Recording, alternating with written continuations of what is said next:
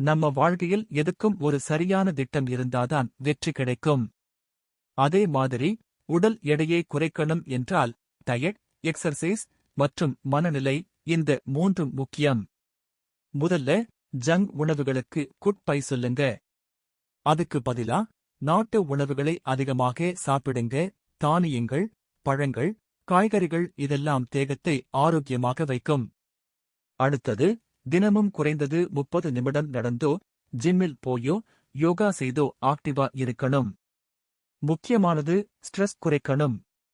காரணம், மன அழுத்தம் இருந்தா எடை குறைக்க கஷ்டமா இருக்கும். அதனால் நன்றாக தூங்குங்க, மனசை ஹேப்பியா வச்சுக்கோங்க. குறுகிய நேரத்துல எடை குறைக்க நினைக்காதீங்க. சுத்தமா யாரையும் சம்பாதிக்காத டயட் பேட்டர்ன் பண்ணாதீங்க.